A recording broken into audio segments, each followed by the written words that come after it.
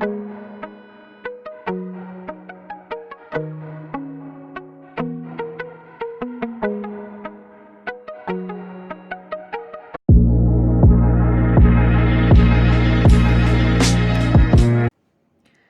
दोस्तों, एक बार फिर से स्वागत है आप सभी का आपके अपने चैनल टारगेट एट 1 पे। मैं हूं अमृता और आज हम बात करने वाले हैं 6 जनवरी 2019 के सुपर टेट के प्रश्न पत्र के ऊपर। इसके पहले पार्ट 1 और पार्ट 2 में हमने डिस्कस करे थे कुछ क्वेश्चन, और क्वेश्चन के साथ साथ हमने उन क्वेश्चन से जुड़े हुए कॉन्सेप्ट के बारे में भी जाना था, और इसके साथ साथ हमने एक एक जो क्वेश्चन हमने सॉल्व किए थे उनके स्टेप्स के बारे में भी जाना था। यानी कि टोटल हम डिस्कस कर चुके हैं पार्ट 1 और पार्ट 2 में कई सारे क्वेश्चन, और यहाँ पे आज पार्ट 3 में हम और ज़्यादा डिस्कस करेंगे सुपर टेट के क्वेश्चंस।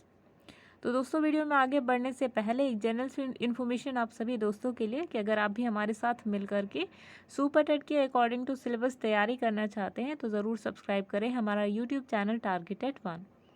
और अगर आप हमारे साथ टेलीग्राम पे जुड़ना चाहते हैं तो उसका लिंक आपको डिस्क्रिप्शन बॉक्स में मिल जाएगा। टेलीग्राम चैनल से जुड़ के आप डेली पीडीएफ और स्टडी मटेरियल ले सकते हैं। इसके अलावा आप संभावित कंटेंट ले सकते हैं कि जो इम्पोर्टेंट कंटेंट है जो आपकी सुपर टेट के और यूपी टेट के पर्सपेक्टिव से इम्पोर्टेंट है, आप उन सभी चीज़ों को भी ले सकते हैं। तो चलिए बढ़ते हैं वीडियो में आगे की तरफ।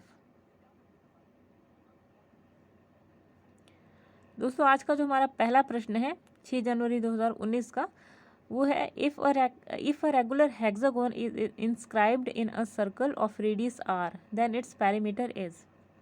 आपको बताना है कि यदि आर त्रिज्या के वृत्त के अंतर्गत एक समखटभुज विनिर्मित हो तो उसका परिमाप क्या है।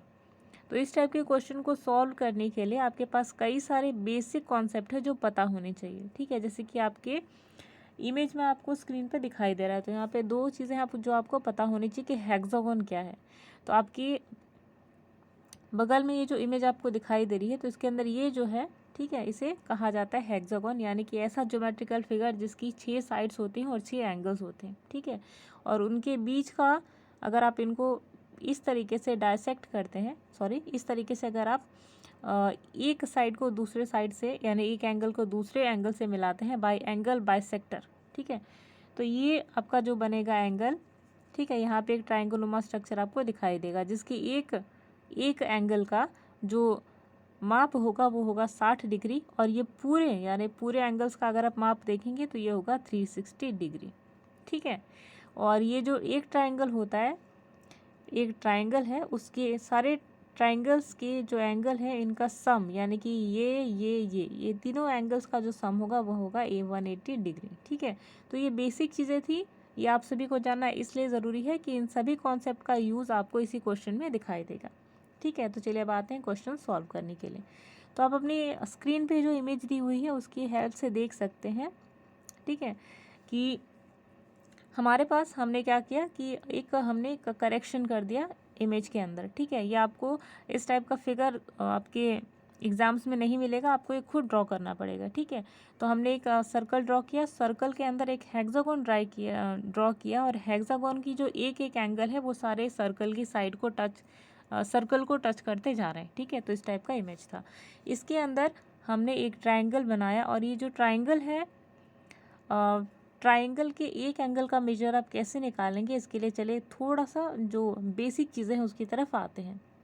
तो क्वेश्चन को सॉल्व करने के लिए, यानी कि जो एंगल है उसका मेजर निकालने के लिए, फिलहाल आपको यहाँ पे एंगल दिया हुआ है 60 डिग्री, ऑलरेडी हमने डिस्कस किया हुआ था। ठीक है, तो अगर आपको यहाँ पे 60 डिग्री आपको पता है कि एक एंगल का जो मेजर है वो 60 डिग्री है, तो आपको और जो एंगल है उसका मेजर कैसे निकालेंगे। ठीक है, तो ये जो आपकी स्क्रीन पे एंगल दिए हुए हैं, इन तीनों एंगल्स का अगर आप सम निकालेंगे तो ये होगा।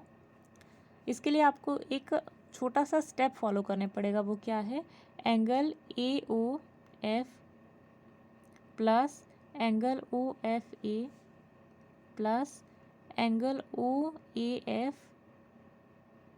Is equal to 180 degree. ठीक है, अब आपको इन एंगल्स में इनकी वैल्यू पुट कर देनी है, यानी कि AOF जो एंगल है, ठीक है, ये इसकी वैल्यू कितनी है, 60 डिग्री। ठीक है, प्लस एंगल OFA की वैल्यू कितनी है, x, प्लस एंगल OAF की जो वैल्यू है वो कितनी है, x। ठीक है, इज इक्वल टू 180 डिग्री। ठीक है। अब आप इन दोनों को ऐड कर देंगे तो ये हो जाएगा 2x और ये हो जाएगा 60, ठीक है। तो 60 का आप पक्षांतरण करेंगे, यानी 60 जो अगर उस साइड में जाएगा तो ये माइनस हो जाएगा 180 डिग्री से, ठीक है। जब ये 60 इस 180 से माइनस होगा तो आपका आंसर आएगा 120 डिग्री, ठीक है। और ये जो दोनों एक्स इनको आप ऐड कर देंगे तो आएगा 2x, तो यहाँ पे 2x is equal to 120 degree, ठीक है। तो x इक्वल टू कितना होगा 60, ठीक। कैसे, इस 120 को जब आप 2 से काट देंगे तो आ जाएगा आपका 60, यानी जो एंगल है, ठीक है, इसका पहले का ये जो वैल्यू है ये तो 60 है, ये आपको पता चल गया। और इस एंगल का जो है आपने वैल्यू निकाला तो ये कितना निकला, यानी इसी फिगर के अंदर ये जो आपका ऊपर वाला एंगल है इसका आपने मेजर निकाला तो ये भी आया 60 डिग्री का, ठीक है। इसका मतलब कि ये जो आपका है ये इक्विलेटरल ट्राइंगल है, यानी इसके सारे जो ट्राइंगल्स हैं वो एक बराबर के होंगे, ठीक है। ये तो आपको पता चल गया। अब ये चीज़ आपको ध्यान देनी है कि किसी भी समबाहु त्रिभुज, यानी कि अभी हमने प्रूफ करा कि ये क्या है, इक्विलेटरल ट्राइंगल, क्योंकि इसके दोनों एंगल्स अगर बराबर हैं तो ये एंगल भी 60 डिग्री का होगा, ठीक है। और उस तरीके से ये सारे एंगल 60 डिग्री के होंगे, ठीक है। ये चीज़ आपको क्लियर हुई होंगी। अच्छा, अब ट्राइंगल AOF, यानी कि ये जो ट्राइंगल आपका दिख रहा है, ठीक है, इस ट्राइंगल के अंदर OA जो है, OA वो बराबर है OF के, और OF बराबर है AF के, और AF की जो वैल्यू है वो है R, ठीक है। यानी कि आपको यहाँ पे एक साइड जो है उसका जो लेंथ है वो पता चल गया कितनी है R, ठीक। अब एक हेक्सागोन में, यानी कि षटभुज में ये जो साइड्स हैं वो कितनी होती है 6। तो इसी 6 को आप एक साइड से मल्टीप्लाई कर देंगे, यानी कि 6 मल्टीप्लाइड बाई R, तो जो आंसर आएगा वो होगा 6R, ठीक है। यही पूछा गया है आपसे, पैरीमीटर पूछा गया है, तो पैरीमीटर का भी कॉन्सेप्ट आप जान ही ले। पैरीमीटर क्या होता है, किसी भी इनक्लोज्ड फिगर, जैसे कि आपका ट्राइंगल हो गया, ठीक है, स्क्वायर हो गया, पैरेललोग्राम हो गया, रोम्बस हो गया, सभी के साइड्स का जो सम होता है, यानी जो साइड्स है इनका सम होता है, यही कहलाता है पैरीमीटर। तो यहाँ जो पैरीमीटर है, पैरीमीटर 6 साइड्स है हेक्सागोन की, तो 6 को हमने मल्टीप्लाई कर दिया एक साइड से, ठीक है। तो ये कितना निकल गया 6R, तो यही 6R है करेक्ट आंसर। और ऑप्शन के अकॉर्डिंग जो करेक्ट आंसर है आपका वो है ऑप्शन नंबर 1, यानी कि 6R। चले अगले प्रश्न पे आते हैं। अगला प्रश्न दिया है, the position x of a particle moving along a straight line path varies with time according to the relation x equal to 60 square minus 5t, where x is in metre, t is in second. The initial velocity of the particle is, आपको बताना है कि सरल रेखा पर गतिशील किसी कण की स्थिति x समय के साथ संबंध x equal to 60 square minus 5t के अनुसार बदलती है, जहाँ पर x मीटर में t सेकेंड में है। तो कण का प्रारंभिक वेग क्या होगा। तो इस टाइप के क्वेश्चन को सॉल्व करने के लिए आपको यहाँ पे डिफरेंशिएशन की जो वैल्यू है वो यूज़ करनी पड़ेगी, ठीक है। तो इसको आप कैसे सॉल्व करेंगे, चलिए देखते हैं। इस टाइप के क्वेश्चन को सॉल्व करने के लिए हमने पहले भी कहा है, जब भी आप न्यूमेरिकल सॉल्व करते हैं तो जो क्वेश्चन में जो वैल्यू दी हुई है सबसे पहले आपको उसे लिखना है। तो यहाँ पे x की वैल्यू क्या दी हुई है, 6t स्क्वायर माइनस 5t, ठीक है। यहाँ से जब आप इसे क्योंकि यहाँ जो वेलोसिटी है वेलोसिटी है आपकी वो क्या है x, ठीक है। तो यहाँ पे वेलोसिटी निकालने के लिए आपको क्या करने का, यहाँ पे डिफरेंशिएशन आपको जो वैल्यू है वो यूज़ करनी पड़ेगी, ठीक है। तो डिफरेंशिएशन आप कैसे यूज़ करेंगे, डिफरेंशिएशन के लिए आपको वैल्यू लगानी होगी dx upon dt is equal to velocity, ठीक है। तो d अपॉन dt आपको क्या करना है, x की जो वैल्यू है इसके अंदर पुट कर देनी है। तो x की वैल्यू हमने क्या निकाली है 6t स्क्वायर माइनस 5t, तो आपको यही लिख देना है यहाँ पे 6t स्क्वायर माइनस 5t, ठीक है। अब ये क्या होगा, dx upon dt square is equal to dx upon dt is equal to 12t minus 5, ठीक है। क्योंकि यानी कि अब क्या करना है कि यहाँ पे आपको दिया हुआ है, अभी हमने निकाली वैल्यू dx अपॉन dt, ठीक है। इसकी वैल्यू क्या आई थी 12t माइनस 5, ठीक है। ये 12t कैसे आया, डिफरेंशिएशन में क्या होता है दोस्तों कि ये 6t स्क्वायर ये वैल्यू दी है, तो ये जो 2 है ये खिसक के आगे आ जाता है, तो ये हो जाएगा 2 मल्टीप्लाइड बाई 6t, इसलिए जो वैल्यू आई है वो कितनी आई है 12t। ठीक है, आई होप इतना क्लियर हुआ होगा आप सभी को। चलिए आगे बढ़ते हैं। 60 माइनस 5 जो था वो v की वैल्यू आई है, क्योंकि dx upon dt is equal to velocity.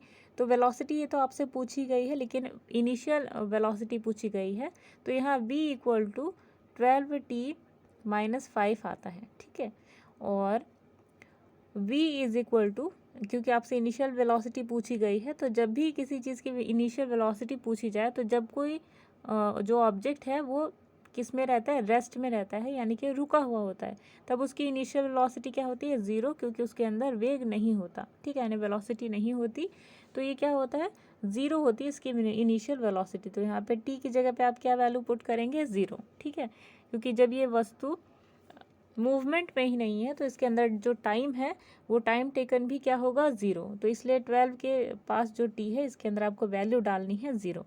तो 12 इंटू ज़ीरो माइनस 5। ठीक है, तो आंसर जो आपको निकल कर आएगा 0 multiplied by 12 is equal to 0, और जो आपका आंसर आएगा वो आएगा -5। ठीक है, तो ऑप्शन के अकॉर्डिंग जो आपका करेक्ट आंसर है वो है ऑप्शन नंबर बी, जो कि ये है।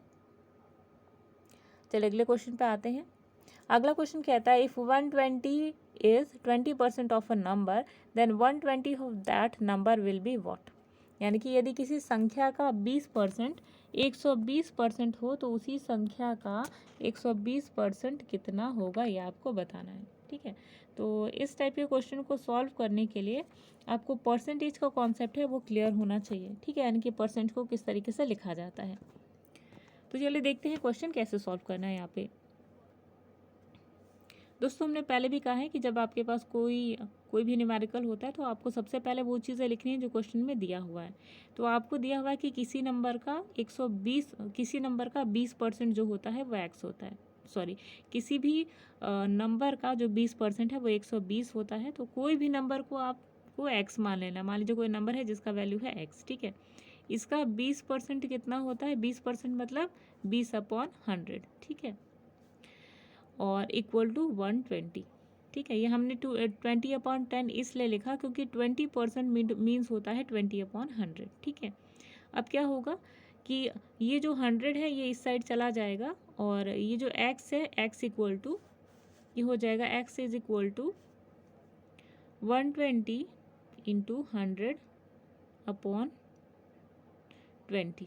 ठीक है, तो ये 0 से 0 कट गया, और ये 2 से 2 6 12 हो गया, यानी कि जो वैल्यू आई वो आई 600। ठीक है, यानी कि x की वैल्यू हमने क्या निकाली, 600, यानी कि 600। ठीक है, चलिए आगे बढ़ते हैं।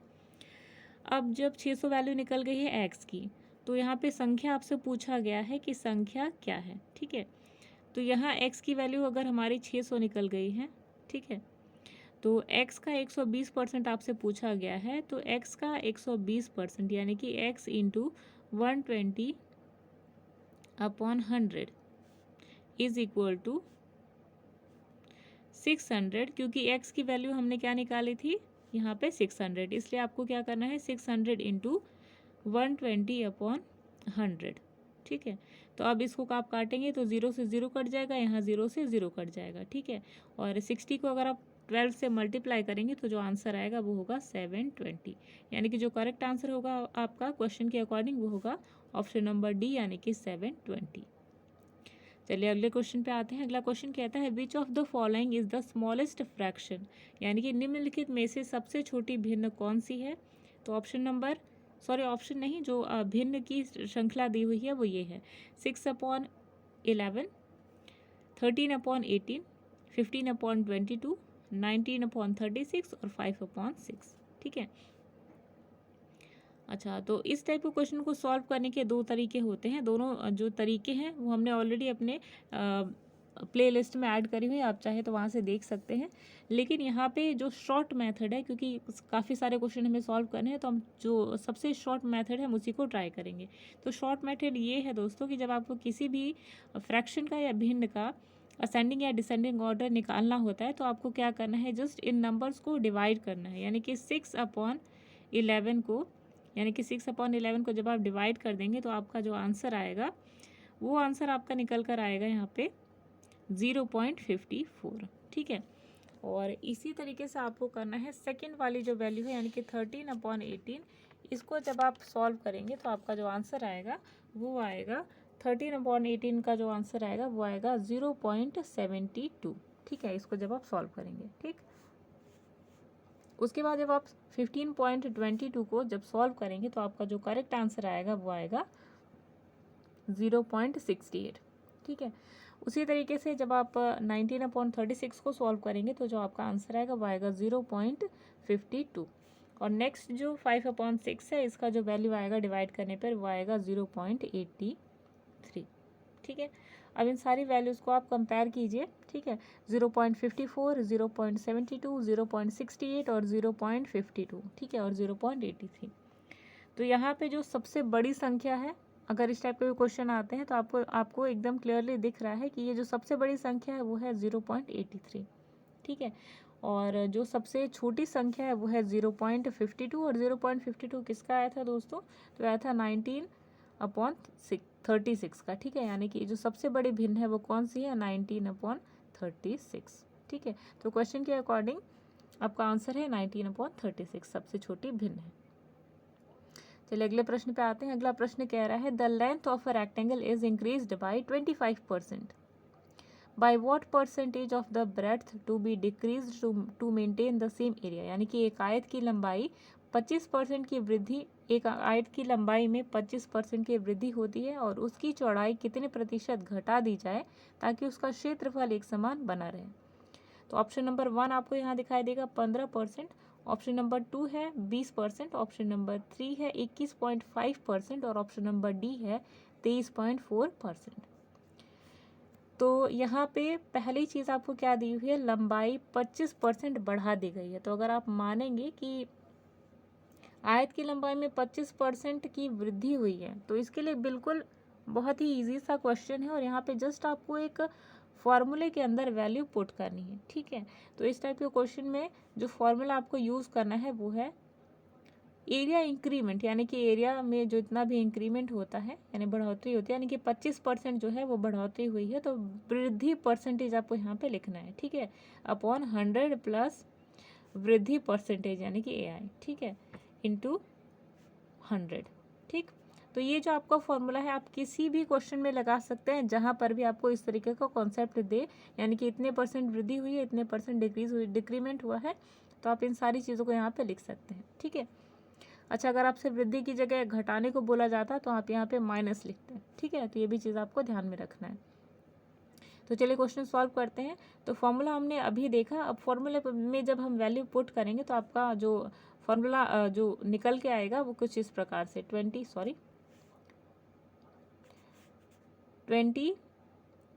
जो परसेंटेज इंक्रीज़ है वो अपॉन 100 प्लस 25 जो परसेंटेज इंक्रीज़ है वो इंटू 100। ठीक है, तो आपका आंसर निकल कर आएगा कुछ इस प्रकार से 25। जब आप इसको सॉल्व करेंगे इस सारे को तो आपका निकल कर आएगा 25/125 इंटू 100। ठीक है, और जब आप इन सबको सॉल्व करेंगे तो जो आंसर निकल कर आएगा वो होगा 20%। ठीक, कैसे निकल कर आएगा? जब आप 5 से इन सबको काटेंगे तो ये हो जाएगा 5 5 जो 25 अपॉन 5 2 जो 10, 5 5 जो 25 इंटू 100। ठीक है, अब 25 4 जो 100 यानी 5, अब आपका जो बचा 5 इंटू 4 यानी कि 5 4 जो 20, यानी कि जो आंसर आया वो हुआ 20%। और क्वेश्चन के अकॉर्डिंग जो आपका करेक्ट आंसर है वो है ऑप्शन नंबर बी यानी कि 20%। चलिए अगले प्रश्न पे आगे बढ़ते हैं। अगला प्रश्न दिया हुआ है कि 0.27 बार इज इक्वल टू, यानी कि 1.27 बार कितने के बराबर, यानी कि जो नीचे दी हुई संख्याएं हैं उनमें से किस संख्या के बराबर होता है आपको बताना है। ठीक है, तो यहाँ जो बार का मतलब होता है दोस्तों, कोई भी चीज़ अगर लगातार रिपीट होती है तो उसके ऊपर हम ये जो बार है वो लगा देते हैं। जैसे कि कोई भी चीज़ है, जैसे आपका क्वेश्चन है, ठीक है, नंबर कोई है जिसे आप सॉल्व करते हैं तो 3.333333 आगे बढ़ता चला जाता है। तो इस रिपीटिशन से बचने के लिए हम क्या करते हैं, 3 पॉइंट के बाद जो भी नंबर रिपीट हो रहा है उसके ऊपर ऐसे बार लगा देते हैं। इसका मतलब कि यही नंबर आगे तक रिपीट होता चला गया है। ठीक है, तो ये है बार का कॉन्सेप्ट। चलिए इसको सॉल्व कैसे करते हैं, इससे पहले चलिए ऑप्शन देख लेते हैं। तो ऑप्शन नंबर 1 है 127/100, ऑप्शन नंबर बी है 73/100, ऑप्शन नंबर सी है 14/11 और ऑप्शन नंबर डी है 11/40। तो चलिए देखते हैं कैसे सॉल्व करते हैं। तो इस टाइप के क्वेश्चन को सॉल्व करने के लिए आप ये जो 1.27 बार है इसको आप कुछ इस प्रकार से भी लिख सकते हैं। ये हो जाएगा 1 + 27/99। ठीक है, इसको आपने ऐसे लिखा। अब इसके बाद आपको क्या करना है कि आप इसको सिंप्लीफाई कर लेंगे। ठीक है, कैसे, आप इसे काट देंगे 3 से। ठीक है, तो ये हो जाएगा 9 से, 9 3 जा 27 और 9 1 जा 9। अब आपका ये जो फ्रैक्शन है, मिक्स्ड फ्रैक्शन, ये अब कन्वर्ट हो गया, यानी कि अब ये बदल चुका है क्योंकि आपने इसको सिंप्लीफाई कर लिया। तो ये बन जाएगा 1 + 3/11। ठीक है, और इसे जब आप सॉल्व करेंगे तो 1 को 11 से आप मल्टीप्लाई करेंगे तो ये हो जाएगा 11, और 11 में अगर आप 3 ऐड कर देते हैं तो ये हो गया है 14/11, यानी कि जो आपका करेक्ट आंसर आया है वो है 14/11, यानी कि ऑप्शन नंबर सी। चलिए अगले प्रश्न पे आते हैं। अगला प्रश्न कहता है if sum of money doubles itself in 15 years with compound interest it will become 8 times in. आपको बताना है कि एक धन चक्रवृद्धि ब्याज की दर से 15 वर्षों में 2 गुना हो जाता है, तो ये 8 गुना कब हो जाएगा। ठीक है, ऑप्शन नंबर 1 है यहाँ पे 30 ईयर्स यानी कि 30 साल, ऑप्शन नंबर बी है 40 ईयर्स, ऑप्शन नंबर सी है 45 ईयर्स और ऑप्शन नंबर डी है यहाँ पे 60 ईयर्स। तो इस टाइप के क्वेश्चन को सॉल्व करने के लिए आपको चक्रवृद्धि ब्याज का जो कॉन्सेप्ट है वो पता होना चाहिए। ठीक है, चलिए देखते हैं कि चक्रवृद्धि और जो सिंपल इंटरेस्ट होता है और कंपाउंड इंटरेस्ट दोनों में अंतर क्या है। ठीक है, ऑलरेडी हम अपने इस पर वीडियो ऑलरेडी बना चुके हैं, लेकिन आपको थोड़ा सा डाउट है तो चलिए देखते हैं। ठीक है, ये आपको मान लीजिए आपने किसी से 100 रुपये 1 साल के लिए उधार लिए। ठीक है, तो आपका 1 साल हो गया, तो अब क्या होगा, 1 साल के बाद आपने 10% पे ब्याज लिया है, तो आपके ये जो 100 रुपये हैं इसमें 10% ऐड हो जाएंगे। ठीक है, पहले साल अगर आपने 3 साल के लिए ब्याज लिया है, ठीक है, 100 रुपये, तो पहले साल जब आप ब्याज देंगे तो आपको कितना होगा, 10 रुपये ऐड होगा। फिर दूसरे साल आपका 100 रुपये पे फिर 10 रुपये ऐड होगा। फिर तीसरे साल, ठीक है, 100 रुपये पे फिर 10 रुपये ऐड होगा, यानी कि सिंपल इंटरेस्ट के अकॉर्डिंग आपके पास जो ब्याज लगेगा वो होगा 130 रुपये का। ठीक है, लेकिन कंपाउंड इंटरेस्ट में क्या होता है कि अगर आपने 100 रुपये लिए हैं और इसी 10% पे 3 साल के लिए ब्याज लिए हैं। ठीक है, अभी हमने क्या कहा, सिंपल इंटरेस्ट अगर आपने 100 रुपये लिए हैं 10% की ब्याज पे, तो पहले साल पे 10 रुपये, फिर दूसरे साल पे 10 रुपये और तीसरे साल पे फिर 10 रुपये ब्याज आता है, यानी कि टोटल ब्याज आता है 130 रुपये सिंपल इंटरेस्ट के अकॉर्डिंग। लेकिन कंपाउंड इंटरेस्ट में क्या होता है, अगर आपने यही 100 रुपये 10% की दर पे और 3 साल के लिए लिया है, तो पहले साल ये क्या होगा, पहले साल जो आपकी दर लगेगी वो 100 पे लगेगी, यानी कि ये हो जाएगा 110 रुपये। ठीक है, अब कंपाउंड इंटरेस्ट अब जो लगेगा वही 110% पे लगेगा, ना कि 100% पे। ठीक है, तो अब ये हो जाएगा 11 पॉइंट समथिंग। ठीक है, अब यही ऐड हो जाएगा आपके 110 में, और अगली बार जो ब्याज दर लगेगी ये इन दोनों के सम पे लगेगी। ठीक है, जो चक्रवृद्धि ब्याज है ये इसका कॉन्सेप्ट ये है। चलिए अब देखते हैं इसको सॉल्व कैसे करना है। तो सॉल्व करने के लिए यदि कोई भी धन, ठीक है, कोई भी जो वैल्यू है, कोई भी अमाउंट है, अगर टी समय के लिए लिया जाता है तो उसमें n गुना यानी टी समय के अंतराल के बाद ये जो धन है, कोई भी धन, वो n गुना बढ़ जाता है। तो चक्रवृद्धि ब्याज में जो n की पावर p है, इसको होने में जो समय लगता है ये होता है t × p। ठीक है, टाइम इंटू प्रिंसिपल, यानी जितना भी पैसा लिया गया था। ठीक है, तो क्वेश्चन में दिया गया है कि जो साल है यानी कि टी, वो कितना है, 15 वर्ष। ठीक है, अभी हमने फॉर्मूला क्या देखा, टी × p। ठीक है, तो यहाँ पे 15 क्या दिया हुआ है, आपका टाइम दिया है, और n क्या दिया हुआ है, आपका 2। ठीक है, 2 क्या दी है, 2 यहाँ पे आपका दिया हुआ है n की वैल्यू। ठीक है, और आपका जो 8 है, दोबारा से 8 गुना आपने क्वेश्चन में दिया हुआ है कि 8 गुना बढ़ चुका है आपका। जब 8 गुना बढ़ा दी जाएगी चक्रवृद्धि ब्याज की दर तो कितना होगा अमाउंट यहाँ पे। ठीक है, तो क्योंकि 8 जो होता है इसको आपने 3 टाइम्स, ठीक है, 8 को आपने 3 टाइम्स क्या किया, कंप्रेस कर दिया तो ये जो n की वैल्यू है वो 2 आई। ठीक है, अब आपको क्या करना है, 8 गुना समय होने में जो लगेगा वो होगा 15 × 3 = 45 वर्ष। ठीक है, तो आपका करेक्ट आंसर जो हो जाता है क्वेश्चन के अकॉर्डिंग वो होगा 45 वर्ष, यानी कि ऑप्शन नंबर 3 है आपका करेक्ट आंसर।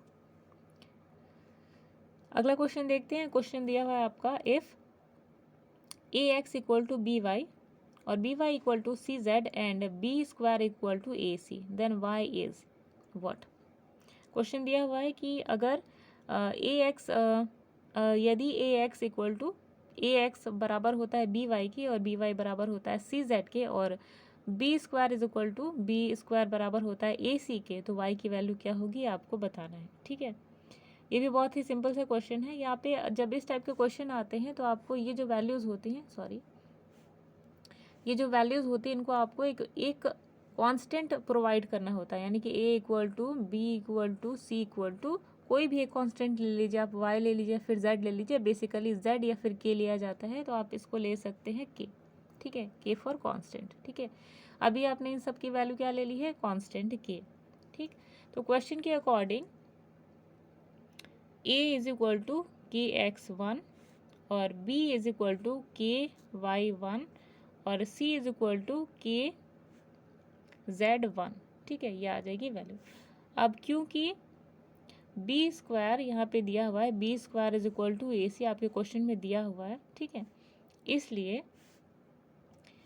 यही वैल्यू आप इसके अंदर पुट कर देंगे। ठीक है, तो k की जो वैल्यू है 1/y का whole square is equal to k1/x k1/z is equal to k1/y is equal to k, ये जो दोनों फ्रैक्शन है ये दोनों ऐड हो जाएंगे तो ये होगा 1/x + 1/z। ठीक है, अब आगे जो वैल्यू आएगी जिसे आप सॉल्व करेंगे तो आएगा 2/y is equal to 1/x + 1/z, क्योंकि घातों की जब हम तुलना करेंगे तो यहाँ पे घातों की तुलना करने के बाद आता है 2y/y। ठीक है, तो जो y की वैल्यू आती है वो आ जाएगी 2xz अपॉन x + z। ठीक है, तो जो करेक्ट आंसर होगा आपके क्वेश्चन के अकॉर्डिंग वो होगा ऑप्शन नंबर डी, यानी कि ये। तो दोस्तों वीडियो काफ़ी ज़्यादा लंबी हो गई, इसलिए जो बचे हुए क्वेश्चन हैं उनको हम अगले वीडियो यानी कि पार्ट 4 में सॉल्व करेंगे। और आई होप आपने जो कॉन्सेप्ट दिए गए थे उन्हें आज समझा। तो चलिए मिलते हैं नेक्स्ट वीडियो में और कुछ इंटरेस्टिंग से कॉन्सेप्ट को समझते हैं। तब तक के लिए अमृता को दीजिए इजाज़त। Bye bye.